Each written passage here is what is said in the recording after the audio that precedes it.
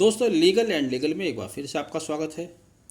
इलाहाबाद उच्च न्यायालय द्वारा पूरे प्रदेश में ई फाइलिंग सेंटर खोले जाने और उसके 2 ही दिन बाद उस आदेश को स्थगित किए जाने के आदेश ने पूरे प्रदेश में एक नई बहस को जन्म दिया है।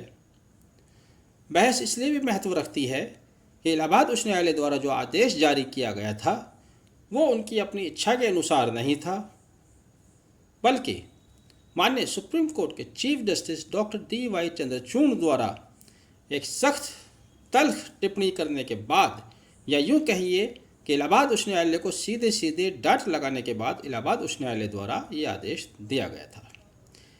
इस विषय पर मैं पहले भी 6 अक्टूबर को वीडियो बना चुका हूँ। लिंक मैंने कमेंट बॉक्स में और डिस्क्रिप्शन बॉक्स में भी ड्रॉप किया है, आप देख सकते हैं।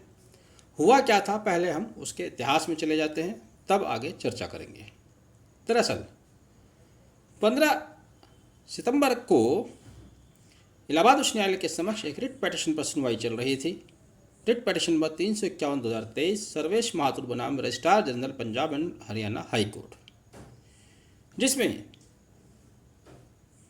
उच्च न्यायालय द्वारा सभी हाई कोर्ट को नोटिस जारी किए गए थे और उसी रिट पर चीफ जस्टिस साहब काफ़ी नाराज़ हुए सुनवाई करते हुए, जब उनको पता चला कि बहुत से उच्च न्यायालयों में ई फाइलिंग या ई हियरिंग की फैसिलिटी नहीं है। इलाहाबाद उच्च न्यायालय के बारे में सुप्रीम कोर्ट द्वारा यहाँ तक कह दिया गया कि इलाहाबाद उच्च न्यायालय द्वारा ई फाइलिंग की सुविधा बंद करना, सारे इंफ्रास्ट्रक्चर को शट डाउन करना, ये सिद्ध करता है कि वह पूरी तरह से इस मामले में अपराधी है। क्या कहा था चीफ जस्टिस महोदय ने, मैं पढ़कर बता देता हूँ अंग्रेजी में जो उन्होंने कहा था। उन्होंने कहा था, high court, Allahabad high court is a complete offender, the infrastructure has been completely shut down. उसके बाद ये 6 अक्टूबर का आदेश है। उसके बाद इलाहाबाद उच्च न्यायालय सख्ते में आए और उन्होंने उसका संज्ञान जाहिर लेना ही था, संज्ञान लिया और 18 तारीख को इलाहाबाद उच्च न्यायालय की ओर से, रजिस्ट्रार जनरल इलाहाबाद उच्च न्यायालय की ओर से प्रदेश के सभी जिला अधिकारी डिस्ट्रिक्ट जजेस महोदय को पत्र लिखा गया। उस पत्र के द्वारा उन्होंने बताया गया कि प्रदेश में ई फाइलिंग सेंटर की स्थापना की जानी है। 25 अक्टूबर 2023 को मेरठ की अगर बात करें तो श्री राज मंगल सिंह यादव, जो कि नोडल ऑफिसर होते हैं मेरठ में कंप्यूटर्स के, उन्होंने बार एसोसिएशंस के अध्यक्ष को पत्र लिखा और पत्र लिखकर कहा कि 1 नवंबर से आपके यहाँ ई फाइलिंग सेंटर शुरू किया जा रहा है।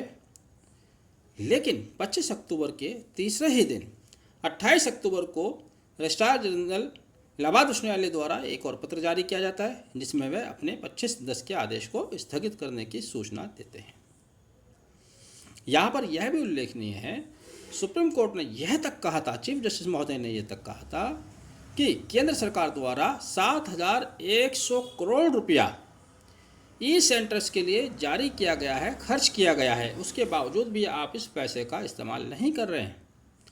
तो यहाँ पर ये भी समझ लीजिएगा, बजट की कोई दिक्कत नहीं है, सरकार की तरफ से कोई समस्या नहीं है, सुप्रीम कोर्ट की तरफ से कोई समस्या नहीं है, सभी चाहते हैं कि ई फाइलिंग सेंटर स्थापित किए जाएं। फिर देखिए, इलाहाबाद उच्च न्यायालय के न्यायाधीश, मुख्य न्यायाधीश, रजिस्ट्रार जनरल केवल Allahabad high court bar association के अध्यक्ष महोदय से या उनकी कार्यकारिणी से किस तरह से कन्विंस हो जाते हैं कि तीसरे ही दिन वह अपना आदेश, इतना गंभीर आदेश जिस पर सुप्रीम कोर्ट के जज की निगाहें हैं, वापस ले लेते हैं, स्थगित कर देते हैं।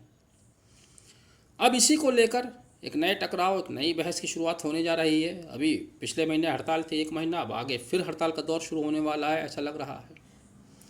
हालांकि यहाँ पर डॉक्टर लक्ष्मीकांत वाजपेयी द्वारा एक उचित कदम उठाया गया है। उन्होंने इसको ब्रीफ करते हुए रजिस्ट्रार जनरल सुप्रीम कोर्ट को पत्र लिखा और कहा कि भाई, यह आपका आदेश था। सुप्रीम कोर्ट की ई सेवा समिति पूरे देश में 4400 ई फाइलिंग सेंटर खोलने की संतुति दे चुकी है। उसके बावजूद भी इलाहाबाद उच्च न्यायालय द्वारा इस आदेश को स्थगित करना दुर्भाग्यपूर्ण है। तो सही तरीका यही है, जहां पर chief justice doctor D.Y.. Chandrachud खुद इन्वॉल्व हैं, तो सीधे सीधे उन्हीं को अप्रोच करना चाहिए, उन्हीं से बात की जानी चाहिए कि इस तरह का ये निर्णय क्यों लिया गया। Doctor D.Y.. चंद्रचूड़ टेक्नोलॉजी पर ज़्यादा विश्वास करते हैं। मैंने कई वीडियो में कहा है कि 2 साल का इनका टेन्योर है, अभी 1 साल हुआ है। पूरे 2 साल में पूरे सिस्टम को पूरी तरह से तब्दील कर देंगे, और तब्दील कर भी दें तो उसमें कोई हैरत की बात नहीं।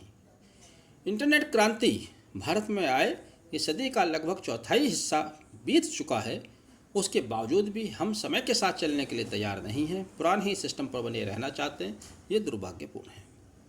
इलाहाबाद उच्च न्यायालय की ओर से सुप्रीम कोर्ट के आदेश को बाईपास किया गया, तो ये सीधे सीधे माननीय उच्चतम न्यायालय के आदेश, उनकी फटकार की अवहेलना है। इससे बड़ा अवहेलना का उदाहरण और क्या होगा। हमारे यहाँ न्यायालय का एक सिस्टम है, एक हायरार्की है, एक पिरामिड है। इलाहाबाद उच्च न्यायालय ने अपने आप को उससे अलग करके उसके ऊपर ले जाकर कहीं स्थापित करने की कोशिश की है। माननीय इलाहाबाद उच्च न्यायालय को इस पर गंभीरता से सोचना चाहिए। हड़तालें शुरू हों किसी भी कीमत पर सही नहीं है। खुद उनको स्वयं एक उचित निर्णय लेना चाहिए, समय के अनुसार चलना चाहिए। आपने वीडियो आखिर तक देखा, thank you, have a nice day.